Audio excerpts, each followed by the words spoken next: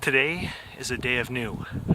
New camera, new software, and we're in a location that I've only ever been to once in the 12 years that I've been shooting photos. I'm here in Nose Hill Park in Calgary.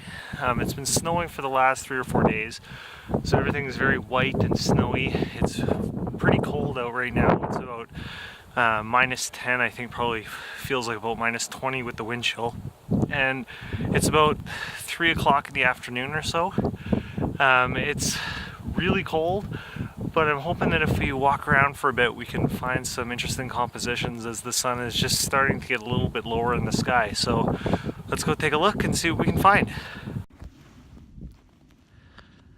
All right, so I think I found a composition that I'm happy with here. I've been walking around for about 20 minutes or so, and the one that I found is there's a Glacial Erratic just kind of right there, I think, up here at Nose Hill Park. It's just kind of stands out in that it's the only real rock that you can see here. That everything else is just grass and shrubs on these rolling hills, so it's really interesting. The settings that I'm using to take the shot are f8 at 1/500th of a second, and thanks to the new camera that I was provided by Olympus, and not sponsored by them, just that they upgraded my camera when the Mark 1's shutter assembly died. It has the high res shot mode, so basically even though it's a micro four thirds sensor, it basically moves the sensor using the in-body image stabilization actuators and takes 8 shots in a circle and then merges them all together for a 60 megapixel shot. So that's one of the really nice things about this new camera, although it's gonna suck when I go to edit them because they're about 100 megs each. So oh well, get some good resolution out of them, and maybe if this one turns out, maybe make some prints. So let's take the shot. There's someone walking down the hill at the moment, so we'll give it a minute, but as soon as we take it, then we'll probably head back to the car and head to the office to start editing. So we'll talk to you soon. Okay, welcome back to the office. I just got back. I've been working on a couple other things, but yeah, so here's the photo we just took out at Nose Hill Park. You can see here the Glacial Erratic.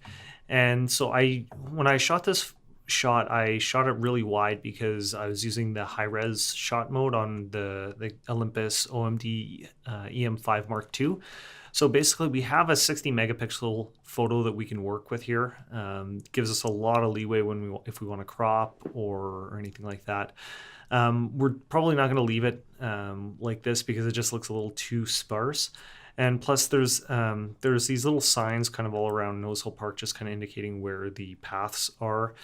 So we're probably going to crop within that so it just disappears kind of thing, but this gives us a lot of room to work with here. So I shot this on the Olympus 12-100 f4 IS Pro.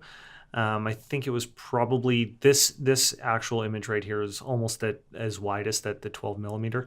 But yeah, we're going to crop in significantly from that. So the first thing we're going to do is get that cropped because yeah, it's a little too open there.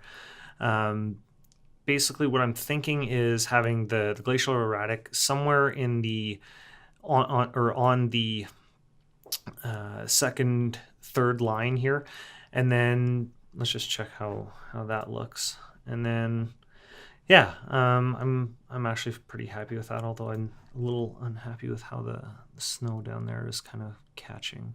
So let's shrink that a little bit. All right. Pardon me. So in the new Lightroom CC, I'm still getting used to it. I'm not sure if I enjoy it better or worse, although even though they're not officially saying it, it looks like they're going to this method or this design permanently. They basically said that Classic isn't going to be getting all the updates and all that stuff. So, I mean, I guess, you know, as the technologist in my family here, I should be the one, you know, excited about changes and new software updates and stuff. I'm still just not used to it yet. I mean, I guess after some getting used to it, it'll probably be okay. But yeah, it's a little different trying to get used to where all the new sliders and stuff are. So whatever. Let's move forward here. The first thing we want to do is the exposure. So we're looking at the histogram, and it is pretty well exposed. Everything's in the middle. The one thing that I'm trying to do with this shot is it was very cold, like very, very cold. My hands were frozen taking this shot. So I really want to get that feeling across. So, and because it was in kind of the mid-afternoon, it was really bright out. So I would like to actually brighten this up just a little bit. I mean, I feel like that's about good. If we zoom in, we'll see that there's tons of detail in the Glacial Erratic here that we can recover, or that not that we can recover, that we've got here. So what we'll work on next is the contrast. I mean, I don't really want a very contrasty image. In fact, the look in the actual feel of when I was out there was actually fairly muted. What we'll probably do when we get down to the color, or the saturation and vibrance, is probably pull it back a little bit, because I don't really want a ton of color. I really want to get the feeling that this is just a very cold, desolate park, because it really is. It's just kind of a wide open grassland. So yeah, the highlights, I mean, we can bring those up a little bit. I really want to get the brightness of how bright it was out there. And then shadows we can pretty much leave. Same with the whites. Maybe bring the whites up just a little bit. And that's pretty much it. Prior to recording this, I did try the auto, just because I like to see what Lightroom tries to suggest first, and it was god awful. It was insanely contrasty and just not great at all. So we're just gonna not touch that one this time. So here we are in the color palette here. Now, I haven't tried black and white, so we can try that out. I don't particularly like that.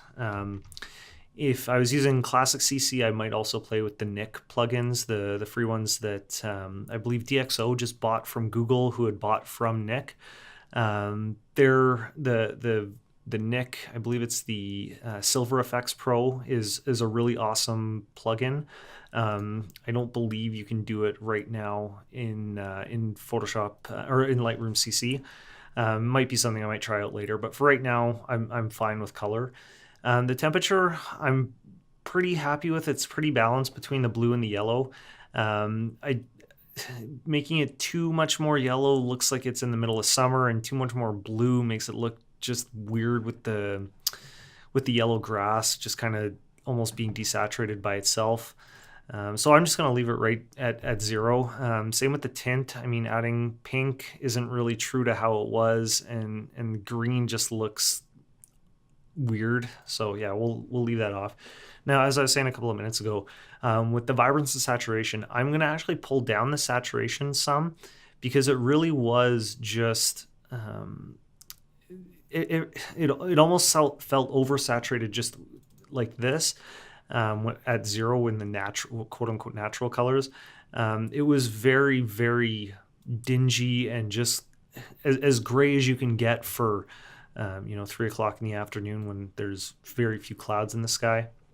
This I feel is almost more true to life than how the photo was. The vibrance, I'm gonna leave at 0, because it doesn't really need any minus vibrance kind of thing. And then for the effects, I'm not going to play with clarity. Someone had asked, I posted on Facebook about asking for topics for future videos, and this is a perfect example. I feel like a lot of people would bump up the clarity to try and get more sharpness in some of the grassland, and I don't feel like you gain anything, and you add a lot of noise that is unnecessary. So I'm gonna leave that off. There was really no haze in the sky that we have to worry about. So I mean, turning this up doesn't really do anything useful for us. It just kind of makes the yellows and browns kind of a little more saturated, which I don't really particularly enjoy. The vignette, I'm going to add a little bit of vignette, not too much. We're not trying to make it look like the middle of the night kind of thing, just enough to kind of bring the viewer's eyes just a little bit into the image here. And then for detail, I am going to sharpen, and as we've showed, or as I've talked about before, my little trick with sharpening is the masking. So if you hold down the Alt or Option key on your keyboard, and you, oh, sorry, I guess we got to turn on some sharpening first before it'll actually let us do that. So we'll just do that to just a tiny little bit here. And then if you hold the Alt or Option key and you drag the masking slider over, it'll show you exactly what's being sharpened, which is really helpful because we definitely don't want any of the clouds being sharpened. They don't need to be sharp. And so this way now, if we zoom in, we can see that this Glacial Erratic is quite sharp. And so we can bring the sharpening up just a little bit more, maybe to 40 or so. Yeah, I think that's actually maybe a little too much. We'll bring it down to, let's say, 30. Yeah, that's perfect. Okay. And so we can shrink that. There was really no noise in this photo. I took it on a tripod, and it wasn't a long exposure, so we don't have to worry about that. No color noise or anything like that. Don't particularly feel like adding any grain. However, I'm gonna add a little bit just to see if it adds anything to the image. Not really. I'm not really feeling the grain at all. So we'll just leave that off. And then into the optics section, there's no chromatic aberration whatsoever in this image. It was we weren't shooting into the sun, nothing like that, so we don't even have to worry about that. I mean, you can turn it on if you'd like. We can turn on the lens corrections. And then geometry, there's really nothing we need to fix with that. Now, the last thing that I want to do is I want to add I guess they're calling it a linear gradient now. It used to be called the graduated filter tool. I'll flip that around because I want it to, oh, they've got it upside down. Okay, so like that. Basically, I'm going to reset these, and I just want to bring the sky down just, whoa, not that much. Now, with the fact that this is a 60 megapixel image, some of the editing might take a little bit longer to appear. That's maybe a little too much. And I do want to add just a little bit of blue temperature to the sky, not too much. I don't want it to look fake, but just enough that there's a little more kind of depth there. Now, one other thing that I haven't tried with this photo yet, but that I am going to try just to see, is I want to add a little bit of clarity just to the sky here to see if we can bring a little more cloud out. I doubt it's going to work, but we can always give it a shot and see what happens. Yeah, and that's not going to work at all. All right, and what about if we add a little contrast? Yeah, it doesn't look like that's going to do much of anything at all. When I was taking this photo, it was, I think I'd mentioned in the video earlier, it was incredibly cold. It was about -20 with the wind chill. So I didn't really want to wait too much longer to see if any better clouds would roll around. I was not dressed for the weather at all. I basically had a more kind of dressy jacket on and just some basic gloves. So yeah, I think that's probably going to be about as good as we can get with that. And so with that, I'm just going to go through these one more time.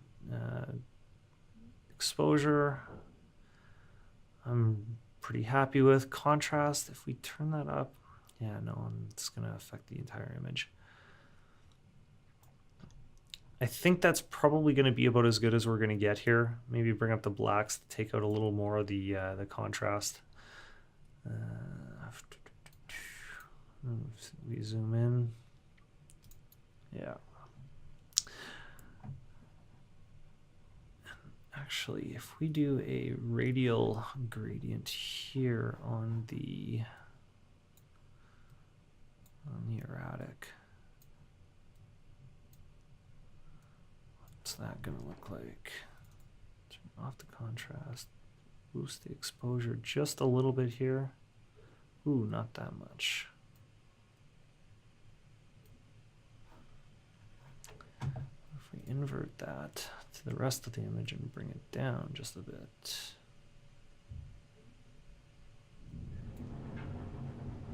Wow, that was a very loud fan that just kicked in here.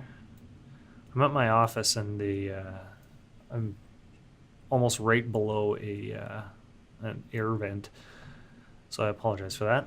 Okay, so